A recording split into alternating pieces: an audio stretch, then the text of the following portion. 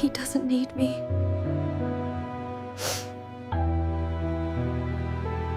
I never believed a single moment could split a life into two pieces. The person you were before and the person you become after. But that's exactly what happened the night I learned the truth. The night I realized the woman I loved most, the woman I trusted more than myself, was living a second life behind my back. A life filled with lies, shadows, and a man whose name I didn't even know until it was too late. My name is Aariz. I used to believe I was a rational man, calm and in control. Now I know I was just naive. Everything started to crack long before I noticed. Looking back, the signs were there. Small, quiet, deadly. A late-night phone call. A text message she swore was from her cousin.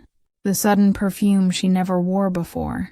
The way she guarded her phone like it was her heartbeat. But betrayal never walks in wearing shoes.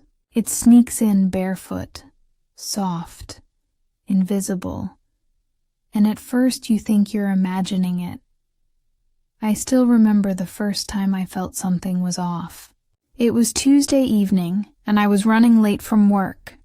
I walked into the house expecting to hear her humming in the kitchen like she always did, but the house was silent, except for the low murmur of her voice behind the bedroom door. She wasn't humming.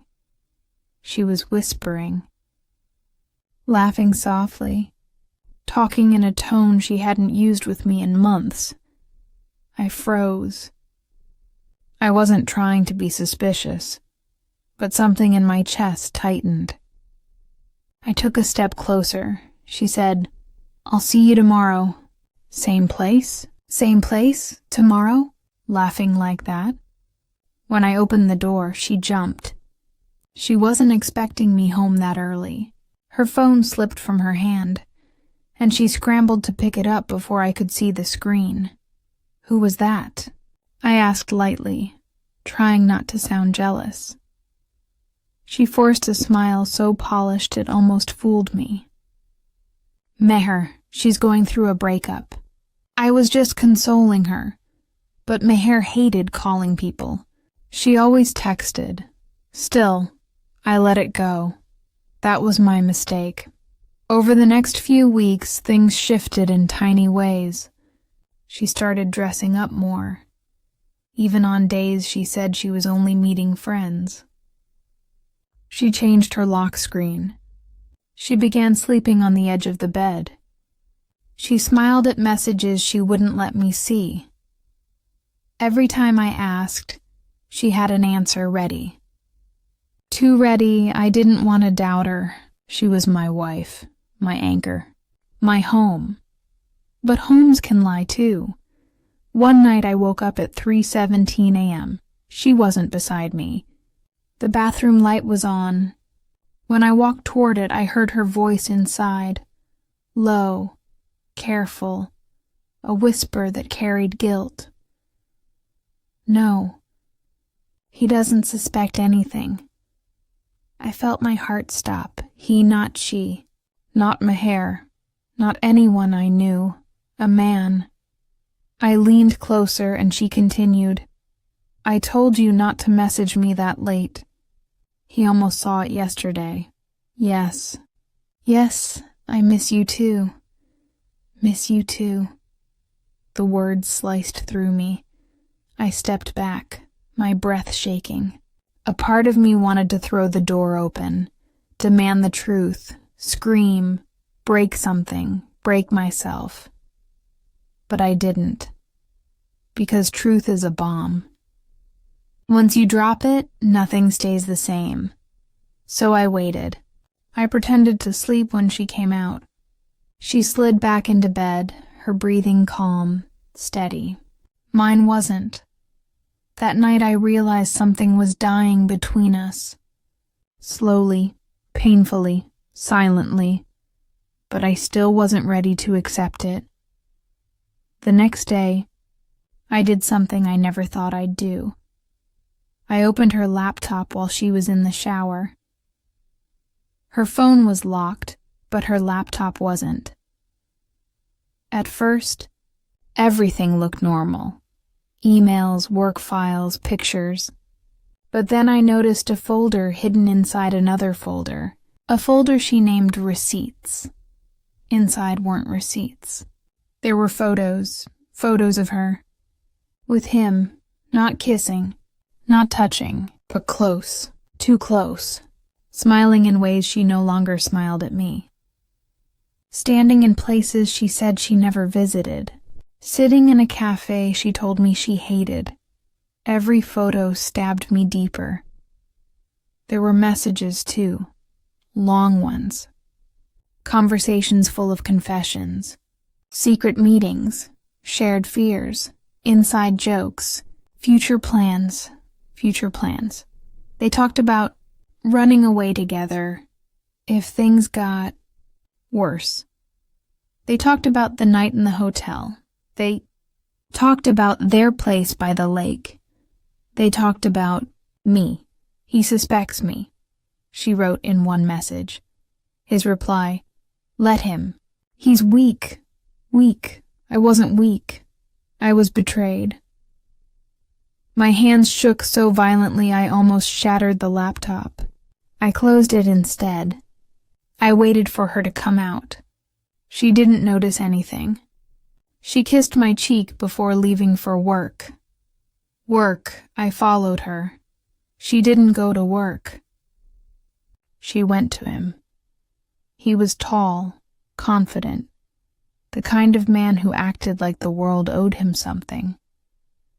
She ran into his arms like she belonged there. I watched from across the street, my heartbeat slowing into something numb and poisonous. I wanted to storm toward them. I wanted to drag her away. I wanted to hit him until my knuckles broke. But I didn't, because something colder took over. I followed them for days. Quiet, invisible, collecting pieces of their lies. Every step they took together was another crack inside me. The worst part? She looked happy. Happier than she ever looked with me. I didn't understand what I had done wrong. I gave her everything, my time, my trust, my heart. But hearts are never enough for some people. They search for fire even when they already have warmth. Soon the truth became impossible to ignore. She wasn't planning to leave me yet. She was planning to build her second life until it was stable enough to replace the first. One day, she came home acting sweet, cooking my favorite dinner, trying to play the loving wife. But I saw through it. Her eyes didn't shine for me anymore. While we ate, she said, Aariz, what's wrong? You've been distant. I looked at her, really looked at her. This woman I thought I knew. Are you happy? I asked quietly. She blinked. Of course. Are you sure? I pressed. Her fork froze mid-air. Why are you asking me that? Because, I said softly, I want to know how long you've been lying. She flinched. Just a flicker, a crack. But she recovered fast. What do you mean? I leaned back. Who is he? Her face collapsed. All the color drained out. She opened her mouth, closed it, opened it again. The mask shattered. You misunderstood, she whispered. Did I? My voice was steady, shockingly calm. Then tell me, explain, she broke. Tears filled her eyes. She started shaking. Aariz, I made a mistake. A horrible mistake. Mistake, the most useless word in betrayal. I stood up. How long? A few months, she whispered. His name. She hesitated. Arman. The name tasted like blood in my mouth. I asked her everything, how they met, why it happened, when it started. She cried through all of it. I didn't. Inside, something hollow replaced the beating in my chest. When she finished, she reached for my hand. I didn't give it. Aariz, I'm sorry. I want to fix this, please. I'll block him. I'll end everything. Just don't leave. Don't leave. She wanted to keep both worlds until one broke, and she picked mine to sacrifice when the time came. I didn't answer her. I walked out. I spent the night driving aimlessly, my mind spinning through memories that now felt like lies. Every laugh, every kiss, every promise tasted different under the shadow of her betrayal. The next morning, she wasn't home. Her clothes were gone. Her phone was switched off. She went to him. It didn't surprise me, but what happened next did. 3 days later, Armand was arrested. He wasn't some romantic hero with a tragic past. He was a criminal under investigation for fraud and blackmail. He targeted vulnerable women, manipulated them, used them, and then disappeared with their money. She wasn't his first. She wasn't his only. She wasn't special. She was prey. The police called me in for questioning because they found messages on his phone, messages proving he planned to blackmail her too, using pictures she never told me about. When she realized the man she left me for wasn't who she thought, she broke down. She called me crying, begging for help. Aariz, please, I don't have anyone else. But I wasn't her safety net anymore. You had someone, I said quietly. You chose him. Aariz, please, I made a mistake. You made choices, I corrected. And now you're living their consequences. She fell silent. Then she whispered, Do you still love me? Yes, I said honestly, but that doesn't mean I'll save you. I hung up. That night I sat in my empty living room, staring at the home we built together, now full of ghosts and lies. The pain was sharp at first, then slowly it changed into something dull but heavy. A weight I'd carry for a long time. Healing doesn't come in clean lines. It comes in shattered pieces. But I realized something important. Her betrayal didn't break me. It broke the illusion I lived in, and maybe that was necessary. People always say heartbreak makes you stronger. That's not true. Heartbreak makes you honest. It strips you down to who you really are. And I am a man who survived the truth. Months passed. Life moved forward. I rebuilt myself in small ways. A new job, new routines, a new version of peace. She tried contacting me again. I never replied. Sometimes I still think of her. Not with love, not with anger, just with understanding. She wasn't evil.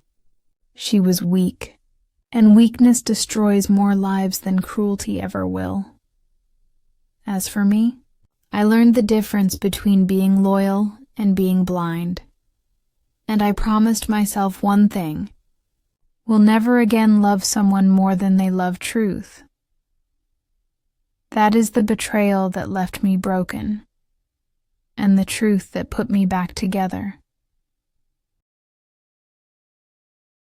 I thought the worst was behind me. I thought the moment I walked away from her, the pain would slowly fade. But betrayal is not a wound, it's an infection. It spreads quietly, even after the cut has healed. Weeks passed after Armand's arrest. I tried to rebuild myself. I worked longer hours, avoided old places, deleted her photos, and pretended my heartbeat wasn't still tied to memories I didn't ask for. But life has a strange way of reopening doors you thought you locked forever. It started with a knock. A soft, hesitant knock at 10:31 p.m. I opened the door and found her standing there, the woman who broke me. Not confident.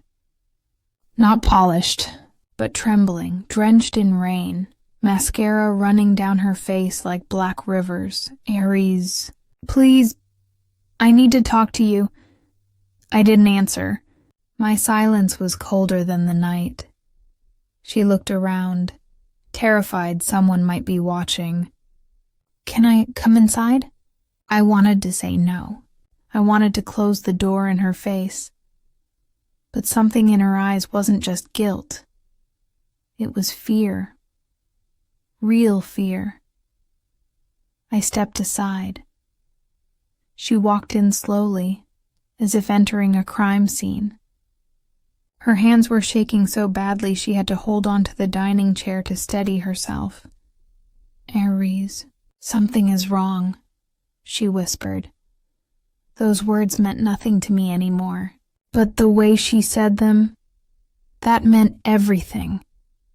What do you want? I asked flatly. She took a deep breath. Someone has been following me. I didn't react. She continued. After Armand got arrested, things changed. I started receiving messages. What messages? She swallowed hard. Someone is threatening me. They know everything. They said if I don't pay, they will destroy me. Destroy you how? She clenched her fists. They have pictures, Aariz, personal ones. Ones I never wanted anyone to see. The puzzle clicked instantly. Armand? I asked. She shook her head violently. No, he's still in custody. They said there's someone else. Someone who knew what I did. Someone who wants money or... She looked away in shame. Or they'll send everything to my family. My workplace. Everywhere. Blackmail. The same trap Armand used, but this time someone else was pulling the strings. I stayed quiet. She looked at me desperately. I know I don't deserve your help. I know I hurt you. But Aariz, you're the only person I have left.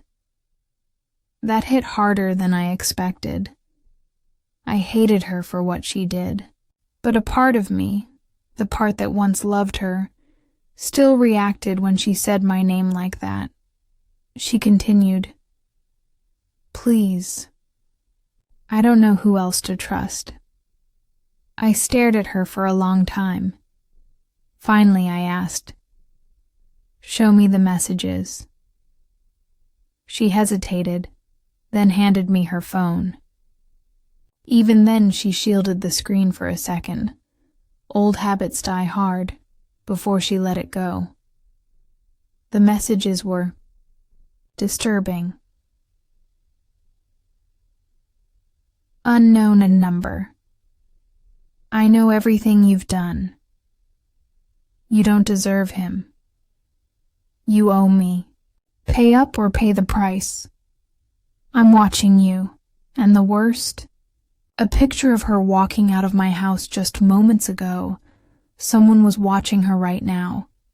I felt the air freeze.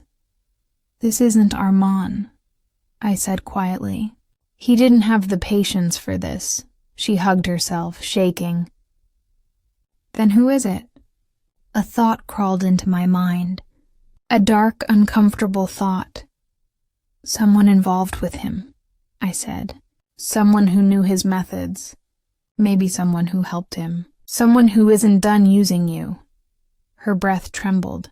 Aariz, what do I do? I didn't want to get involved. Her choices weren't my responsibility. But this wasn't about love anymore. This was about danger, and danger doesn't disappear if you ignore it. I exhaled slowly. You need to stay somewhere safe tonight. She looked up. Here, the answer should have been no. Every rational bone in my body screamed it. But outside, someone had taken her picture seconds ago. Someone was close. Fine, I said. You can stay. But only tonight. She nodded, relief flooding her face. But the night wasn't over. Around 1:43 a.m., while she slept on the sofa, I heard a buzz, her phone, one new message, unknown number. Good choice staying with him. Makes it easier for me. My blood ran cold. This wasn't random. This wasn't coincidence. This was personal. I checked the window. Nothing. I checked outside. Still nothing. But someone out there knew where she was. Knew she came to me. Knew I opened the door. Someone was watching both of us. And for the first time since the betrayal, the fear in my chest wasn't about losing her. It was about losing control of a situation I didn't understand. When I came back inside, she was awake, her eyes red. What did it say? She whispered. I didn't answer. Her face fell with dread. Aariz, who is doing this? I looked at her, really looked at her, and said, I don't know yet, but I'm going to find out. There are lies that wound, lies that betray, and lies that destroy. But the worst lies are the ones told by silence, the things left unsaid. And as I stood in that dimly lit living room at 2 a.m., watching her tremble under the weight of fear, I knew one thing. She still wasn't telling me everything.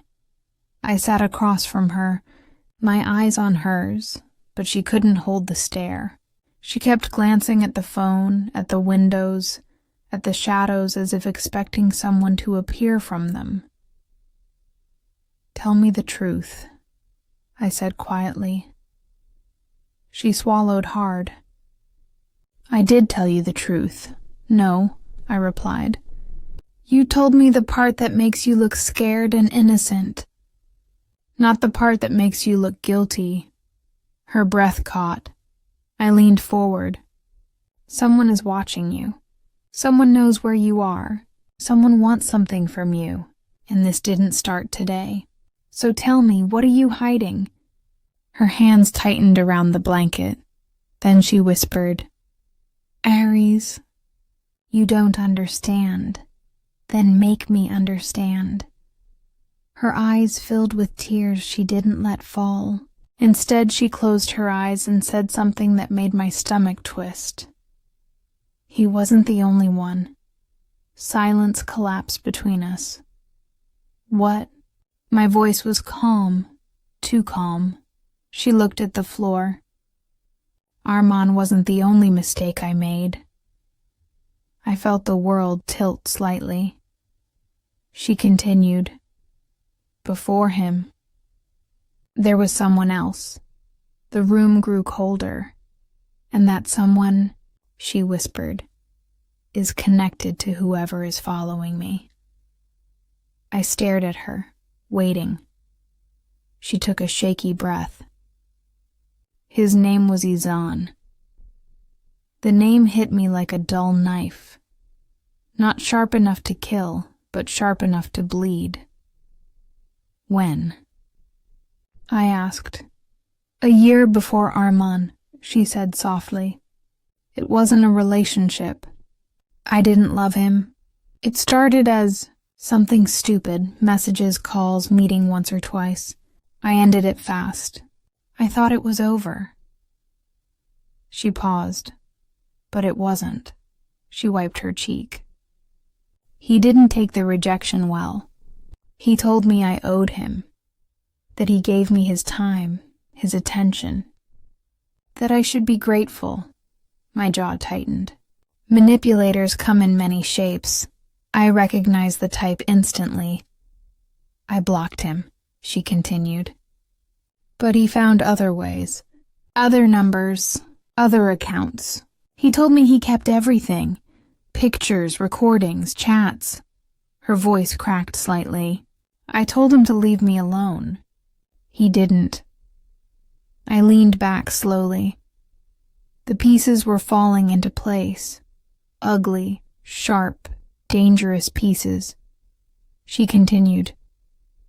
Then, months later, I met Armand. I thought he was different. I thought he was normal. I thought maybe I could escape everything. I closed my eyes. She never escaped anything. She walked into something worse. She whispered, "When Armand was arrested, Izan started messaging again, as if he was waiting. The timing wasn't coincidence. It was planned." I opened my eyes. "Why didn't you tell me this earlier?" She broke then. Tears streamed down her face, her voice trembling. "Because I was scared you'd hate me even more. Because I didn't want you to see me as a woman who kept making the same mistake. Because I cut her off." This isn't about mistakes anymore. This is about danger. She sobbed once and covered her face. I stood up and walked to the window. The outside world looked calm, harmless. A lie, another lie. Someone was out there with her pictures. Someone who knew her patterns. Someone patient. Someone calculating. Someone obsessed. I turned back to her. "Tell me everything about him. Every message. Every meeting. Every threat. Don't leave anything out this time." She nodded, wiping her cheeks. "I met him during work," she said quietly. "He was charming at first. Too charming." He knew what to say, how to listen. He made me feel seen, and I was stupid enough to believe it. Her voice filled with regret. But I pulled away early. I realized he was different, controlling, dark. He said things that made my skin crawl. I told him I didn't want anything. She shivered. He didn't care. "What do you mean?" He said people don't leave him. He said women don't walk away from him. He said he always gets what he wants. My pulse slowed. He said he records everything. I felt a chill crawl up my spine. Then she whispered the part that confirmed my worst fear. And he said, if I ever betrayed him, he would make sure I lose everything I love. I froze. Lose everything she loved. My voice dropped. Did he know about me? Her eyes lifted to mine. He knew everything about you. My chest tightened. He knew your job, your schedule, where we lived. He even knew how long we'd been married. A cold weight fell onto my shoulders. This wasn't about her anymore. It wasn't even about revenge. This was about control. Control over her. Control over me. Control over the situation. Iswan wasn't watching because she was alone. He was watching because she came to me. Why did he want you to lose me? I asked quietly. She hesitated. Then she said the thing that broke through everything I thought I understood. Because I told him, before I ended it, that you were the only person I truly loved. The room went silent. Completely silent. She wiped her tears. And he hated that. A heavy realization settled inside me. This stalker wasn't just after her. He was after us.